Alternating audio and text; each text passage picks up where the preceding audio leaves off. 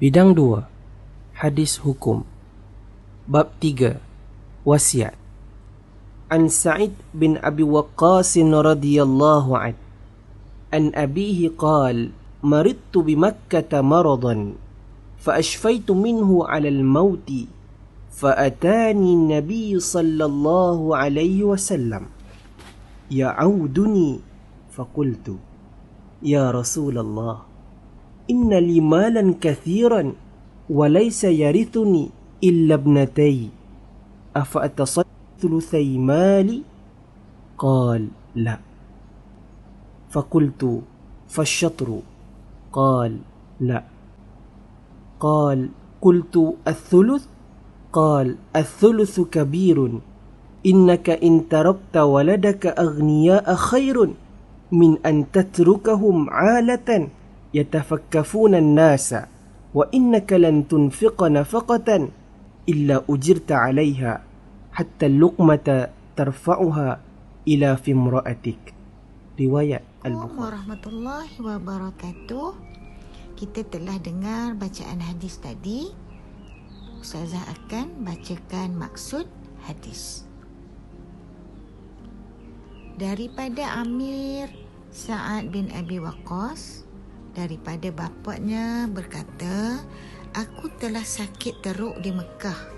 Kemudian aku sembuh daripada sakit yang boleh membawa maut. Maka Rasulullah sallallahu alaihi wasallam sentiasa melawatku.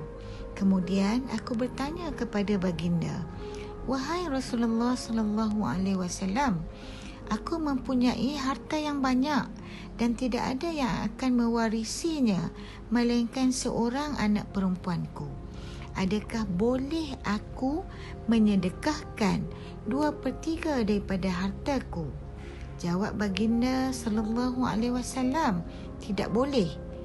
Bagaimana jika separuh? Jawab baginda sallallahu alaihi wasallam, tidak boleh. Aku berkata, jika 1/3? Jawab baginda sallallahu alaihi wasallam, 1/3 itu sudah banyak. Dan sesungguhnya lebih baik kamu meninggalkan kepada anakmu kekayaan daripada meninggalkan mereka dalam kemiskinan, iaitu meminta-minta daripada orang lain. Sesungguhnya harta yang dibelanjakan olehmu akan diberi pahala walaupun sesuap makanan kepada isterimu. Okey, itulah maksud hadis yang telah kita dengarkan tadi. Okey, seterusnya kita tengok tuntutan hukum berdasarkan hadis yang telah dibaca tadi. Okey, yang pertama, amalan wasiat merupakan satu amalan yang sangat dituntut dalam Islam. Okey, yang kedua, amalan wasiat ini berlaku di kalangan sahabat pada zaman Rasulullah sallallahu alaihi wasallam. Okey. Siapa di kalangan sahabat yang mempraktikkan amalan wasiat? Iaitu Sa'ad bin Abi Waqqas. Kadar wasiat yang telah ditetapkan dalam hadis di atas adalah tidak boleh melebihi 1/3. Okey, yang keempat, orang yang berhak menerima wasiat adalah orang yang tidak mewarisi harta pusaka.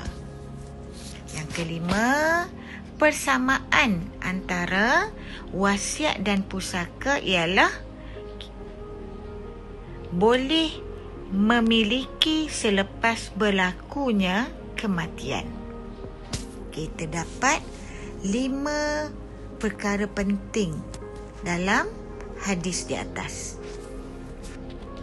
Okey, saya ulang lagi. Yang pertama, amalan wasiat merupakan satu amalan yang digalakkan dalam Islam. Okey, amalan wasiat ini telah dipraktikkan oleh sahabat iaitu Sa'ad bin Abi Waqqas. Yang ketiga, kadar wasiat tidak melebihi 1/3. Yang keempat, orang yang boleh mewarisi ataupun orang yang boleh menerima wasiat adalah di kalangan orang yang tidak dapat mewarisi harta pusaka. Yang kelima, persamaan antara wasiat dengan pusaka ialah berkuat kuasa selepas berlakunya kematian. Pengertian wasiat. Dari segi bahasa, wasiat bermaksud berpesan. Manakala dari segi istilah, wasiat bermaksud pesanan yang dibuat oleh seseorang kepada seseorang yang lain supaya melakukan kebaikan terhadap harta yang dimilikinya selepas pemberian selepas pemberi wasiat meninggal dunia. Okey, Ustazah ulang lagi sekali. Wasiat dari segi istilah ialah pesanan yang dibuat oleh seseorang kepada seseorang yang lain supaya melakukan kebaikan terhadap harta yang dimilikinya selepas pemberi wasiat meninggal dunia. Rukun wasiat ada 4. Yang pertama, pewasiat ataupun al-musi. Yang kedua, penerima wasiat iaitu al-musalahu. Yang ketiga, harta yang diwasiatkan al-musabih. Yang keempat, sirah iaitu al-ijab dan qabul. Okey. Syarat-syarat bagi pewasiat. Pewasiat terbahagi kepada 2, iaitu individu dan institusi. Okey, syarat bagi pewasiat. Yang pertama, pewasiat hendaklah pemilik harta secara pemilikan sempurna. Apa maksudnya? Maksudnya harta yang nak diwasiatkan itu mestilah harta pewasiat tersebut. Pewasiat dia tak boleh ambil harta orang lain kemudian dia mewasiatkan harta tersebut. Yang kedua, pewasiat mestilah sudah baligh. Yang ketiga, pewasiat mestilah seorang yang berakal. Yang keempat, pewasiat mestilah pilihan sendiri, tidak dipaksa. Maksudnya, pewasiat tadi dia pilih untuk mewasiatkan hartanya kepada seseorang. Bukannya pewasiat tadi dia dipaksa oleh orang lain untuk mewasiatkan hartanya. Yang seterusnya, tidak berada dalam keadaan nazak. Apa maksud nazak? Iaitu dalam keadaan dia tengah sakit tenat. Okey, yang terakhir, syarat pada pewasiat ialah cerdik. Apa maksud cerdik di sini? Iaitu dia mempunyai kelayakan untuk mengurus harta. Dia boleh mengurus hartanya sendiri ataupun dikenali dengan ahliyatut tasarruf. Syarat yang kedua bagi penerima wasiat ialah penerima wasiat tadi mestilah diketahui dengan jelas. Okay, kita tahu dekat siapa kita nak wasiatkan harta tadi. Mesti disebut dengan jelas. Yang kedua, penerima wasiat mestilah mempunyai kelayakan untuk memiliki dan mengurus harta. Yang ketiga, penerima wasiat juga bukan seseorang yang menjadi pembunuh kepada pemberi wasiat. Yang keempat, penerima wasiat bukanlah terdiri daripada orang kafir. Dan yang terakhir, penerima wasiat bukanlah terdiri daripada ahli waris. Syarat yang seterusnya ialah Syarat bagi harta yang diwasiatkan. Yang pertama, harta yang diwasiatkan itu mestilah boleh dijadikan harta pusaka seperti rumah dan tanah. Yang kedua, harta yang bernilai pada syarak. Yang ketiga, harta kepunyaan pemberi wasiat. Yang keempat, harta yang bersih daripada unsur-unsur yang haram. Okey, contoh unsur yang haram ni apa? Contohnya kalaulah pewasiat tadi dia mencuri harta orang, kemudian harta yang dicuri tadi dia nak wasiatkan pula kepada seseorang. Okey, yang terakhir, harta yang diwasiatkan itu tidak melebihi 1/3 daripada harta pemberi wasiat. Syarat yang seterusnya ialah syarat kepada sirah, iaitu lafaz ijab dan qabul. Okey, syarat yang pertama, sirah boleh menggunakan lafaz sarih atau kinayah. Yang kedua, syarat kepada sirah ialah qabul mesti diterima jika penerima wasiat individu. Jika institusi tidak disyaratkan qabul. Apa maksud qabul? Maknanya penerima wasiat tadi dia menerima wasiat yang telah diwasiatkan kepadanya. Yang ketiga, qabul tidak disunatkan masa tertentu. Kita tak perlu tetapkan masa. Okey, yang keempat, syarat kepada sirah ialah qabul tidak disyaratkan dengan segera walaupun pewasiat telah meninggal dunia. Okey, seterusnya perbezaan antara wasiat, pusaka dan hibah. Okey, perbezaan yang pertama dari aspek pengertian. Okey, kita tengok pengertian wasiat. Wasiat ialah pesanan yang dibuat oleh seorang kepada seseorang yang lain supaya melakukan kebaikan terhadap harta yang dimilikinya selepas pemberi wasiat meninggal dunia. Okey, pusaka pula ialah harta yang ditinggalkan oleh si mati kepada waris yang berhak menerima. Hibah ialah akad pemberian milik seseorang secara sukarela yang berkaitan hartanya kepada orang lain semasa hidup. Okey. Dari segi perbezaan dari segi pengertian. Okey, hibah. Saya dah terang apa maksud hibah, iaitu kita memberi harta kita kepada orang lain secara sukarela semasa kita hidup. Contoh, harta saya nak bagi kepada Audi. Itu dinamakan hibah. Pusaka pula, harta yang ditinggalkan oleh seseorang. Seseorang tu bila harta tadi boleh diberi kepada seseorang bila pemilik harta tadi sudah meninggal dunia.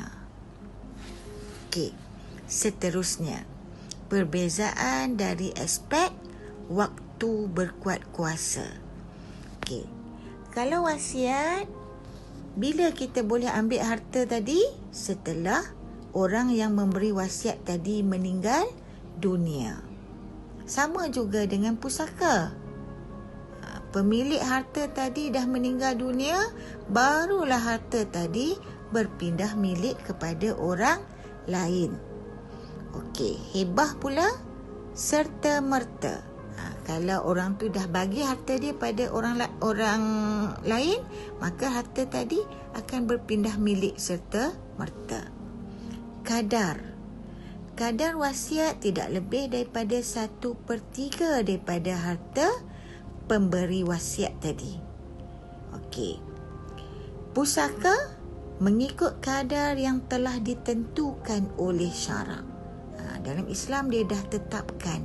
Contoh, bila seorang bapa meninggal dunia, berapa kadar harta yang boleh dimiliki bagi anak lelaki, bagi anak perempuan. Semuanya telah ditetapkan oleh syarak. Hibah pula tidak ditentukan kadarnya. Ikut sukalah berapa orang nak bagi dengan kita, maka banyak itulah kita akan dapat. Okey, perbezaan dari aspek penerima. Okey, dari aspek penerima, kalau wasiat, orang yang berhak menerima wasiat adalah di kalangan bukan ahli waris. Okey, yang pertama, kalau waris mestilah syaratnya mestilah mendapat persetujuan daripada semua waris. Okey, penerima ahli pusaka ialah ahli waris sahaja. Okey, kalau kita bukan ahli waris, maka kita tidak berhak menerima harta pusaka tersebut. Okey, manakala penerima bagi hibah, siapa yang boleh terima hibah? Ahli waris boleh, bukan ahli waris pun boleh menerima hibah. Okey, seterusnya kaedah istinbat hukum wasiat. Okey, ada berapa isi penting untuk istinbat hukum? Ada 4 isi penting kan? Okey, yang pertama lafaz, yang kedua sifat lafaz, yang ketiga dilalah, yang keempat hukum. Okey, kita tengok kaedah istinbat hukum wasiat. Apa lafaznya? Lafaznya ialah afatasaddaq. Okey, sifat lafaz. Ustazah selalu ingatkan, kalau sifat lafaz bagi hadis ialah maksud. Okey, afatasaddaq lafaz, sifat lafaz bermaksud, adakah boleh aku menyedekahkan? Okey, ini adalah soalan daripada Sa'ad bin Abi Waqqas kan? Okey, apa jawapan Rasulullah? As-sulus kabir. Okey, Rasulullah menjawab apa? As-sulus kabir. Okey, ini membuktikan bahawa amalan wasiat adalah perkara yang digalakkan. Okey, maknanya sifat lafaznya apa? Jawapan Rasulullah membuktikan bahawa amalan wasiat adalah perkara yang digalakkan. Okey, dilalah. Dilalah, semua perkara yang digalakkan adalah sunat. Hukum, oleh itu berwasiat adalah sunat, tetapi tidak melebihi 1/3 daripada harta. Okey, seterusnya penentuan kadar wasiat. Okey, kadar wasiat yang dibenarkan oleh Rasulullah hanyalah 1/3 daripada harta tersebut. Kenapa 1/3? Sebab Sa'ad bin Abi Waqqas dah tanya dalam hadis kan? Sa'ad bin Abi Waqqas tanya Rasulullah, okey, boleh tak aku nak bagi 2/3 daripada hartaku ini? Rasulullah kata apa? Tak boleh. Kemudian Sa'ad bin Abi Waqqas tanya lagi, boleh tak nak bagi separuh daripada hartaku ini? Rasulullah jawab apa? Tak boleh. Kemudian Sa'ad bin Abi Waqqas kata, 1/3? Rasulullah kata, 1/3 pun banyak tu. Okey, jadi berdasarkan hadis tersebut, maka kadar wasiat tidak melebihi 1/3. Okey, tapi kalaulah kita nak bagi juga lebih daripada 1/3. Okey, syarat dia yang pertama, mestilah mendapat keizinan ahli waris. Kalau ahli waris tak setuju, maka tak bolehlah harta tadi diberi lebih daripada 1/3.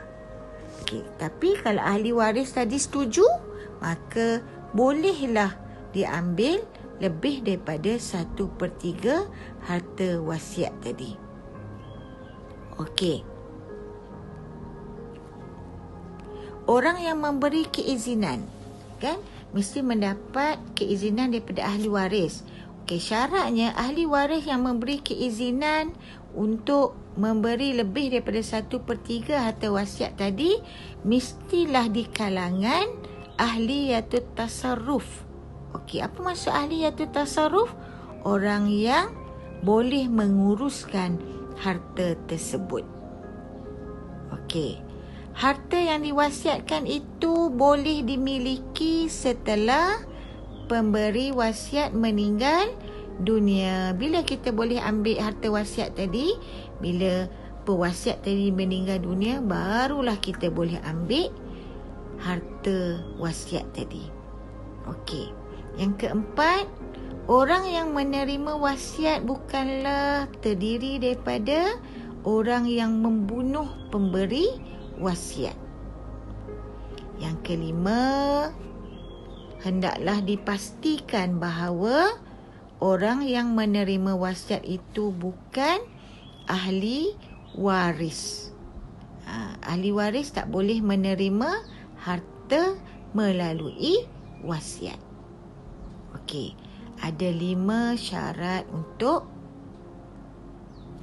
menerima wasiat. Okey. Kepentingan melaksanakan wasiat dalam pengurusan harta pusaka. Okey, yang pertama, wasiat dapat melahirkan hamba yang bersyukur dengan nikmat yang telah Allah kurniakan kepadanya. Kalau kita banyak harta, apa salahnya kita wasiatkan harta kita kepada orang lain selain daripada ahli waris. Tanda kita bersyukur.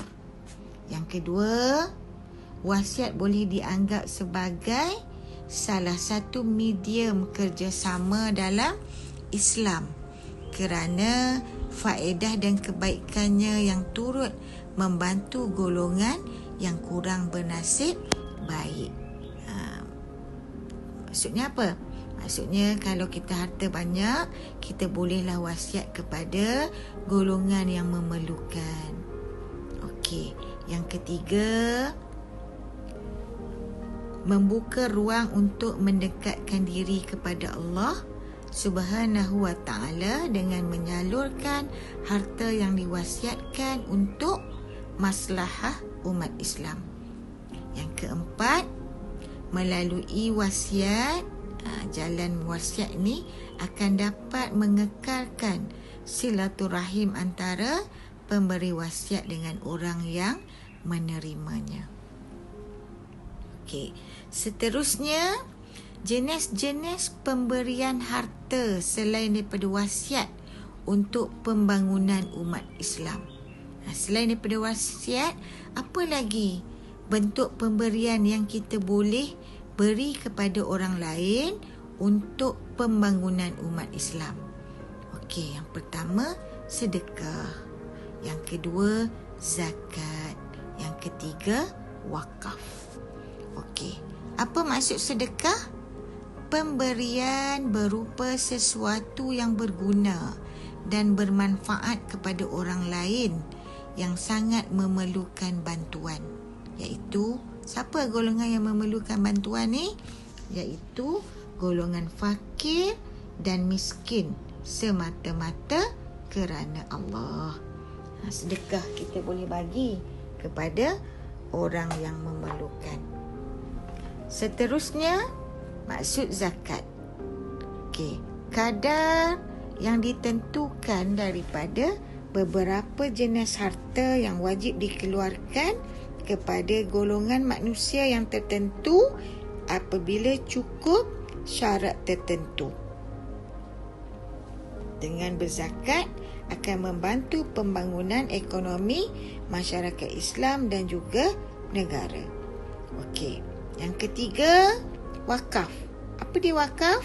Iaitu apa-apa harta yang ditahan hak pewakaf ke atas harga tersebut daripada sebarang urusan jual beli, pewarisan, hibah dan wasiat, di samping mengekalkan fizikalnya untuk kebajikan dengan niat untuk mendekatkan diri pewakaf kepada Allah. Contoh, kita wakafkan harta kita kepada orang lain, dan harta yang kita wakaf tadi kita tak boleh ambil balik, dan kita tak boleh nak jual balik harta yang kita dah wakafkan.